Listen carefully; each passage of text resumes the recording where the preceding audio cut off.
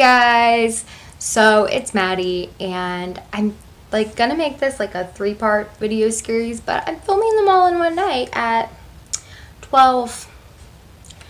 I don't know what's wrong with me. So to give you some background, my name is Maddie. I am a freshman in college.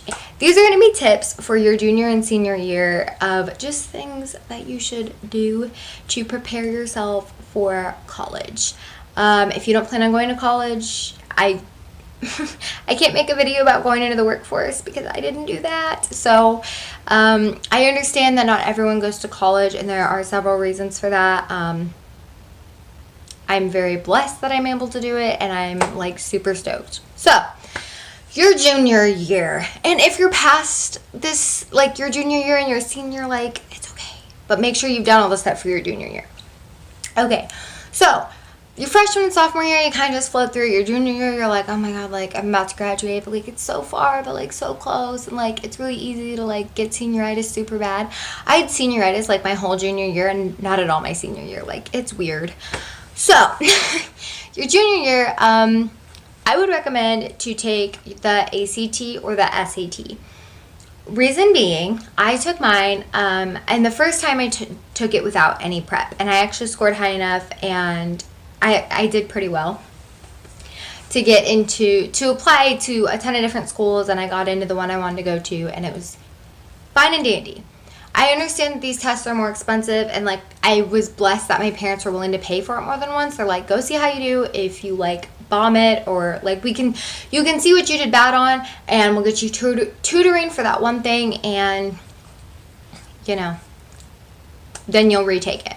But taking it your junior year is super beneficial because then it's out of the way your senior year. If you need time to prep and retake it, you have that time over the summer. Or even in that school year. I did take mine towards the end of my junior year, but it's still useful because over the summer I got to apply to colleges. I got to apply for like different things. So it's just super useful to have that like in your back pocket. And also a lot of schools you can put in, like there's a minimum. So let's say like you make like the minimum or right above, and you're like, oh, I don't really like that. You can still apply. A lot of schools take a while to like review your stuff, and you can retake it and have something called super scoring it. So they'll take like, I don't really know how it works, but you get like the best grade possible, or they'll just take your new grade. So it's not going to count against you. They're not going to be like, man, this girl's really dumb. No. The next tip is to apply for colleges. So a lot of schools open early admissions towards the end of your junior year. It depends. Some of them will be in the summer. Some of them will be the beginning of your senior year. I found out October of my senior year that I was like into the college I wanted to go to, and I was good to go. Like I just kind of had to coast through my senior year. And I watched a lot of students around me stress about taking the ACT or the SAT, trying to apply to colleges, waiting, like, you know, all that takes time to like get your results back. That takes like a month. And then they're like, it's the end of the year, and they're waiting to see where they got in. So I would just recommend get it out of the way your junior year, the summer after your junior year. Yeah. And a lot of schools, like if you sign up for their emails, like, hey, I'm interested in going here, like email me. They'll let you know when they open early admissions. So that's super cool. And something that this could also apply to your sophomore year is just to volunteer somewhere. Few reasons. It's stress relieving. It's great. Like it's great for you. I volunteered at an animal shelter. Super great. And it looks super good on college applications. I didn't really have much else to bring to the table. Like I volunteered. I made good grades. I did really well on the ACT. Like please let me come to your school. And schools, like I know teachers list out like, here's what you have to do to get in, like your high school is like, you have to be like so involved in everything, you're about to die. Like, no, honey, it's okay. I have really strong suits academically. Math is a little weak, but like overall, I'm like pretty smart. That sounds so cocky. I'm academically gifted.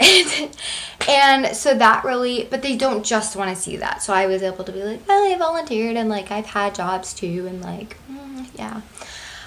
So on to your senior year. This is going to be a pretty short video, but I want to add something at the end.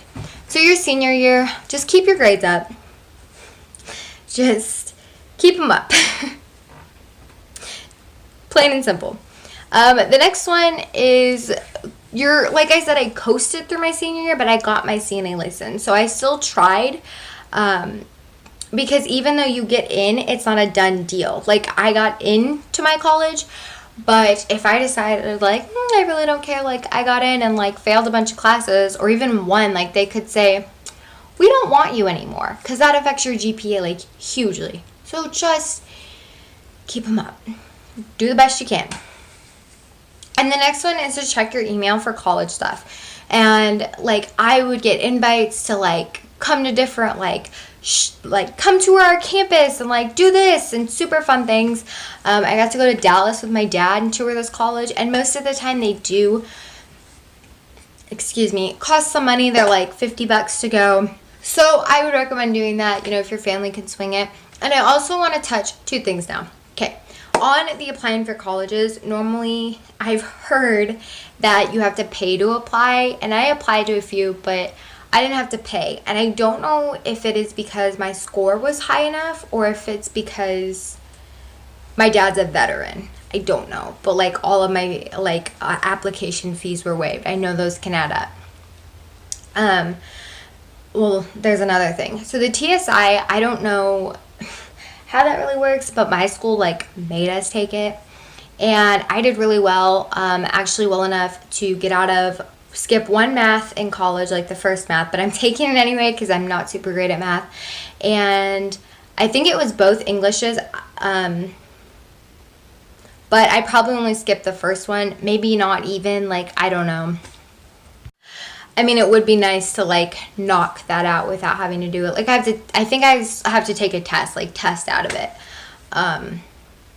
But yeah, that's super cool. So if you don't do too hot the first time, just retake it.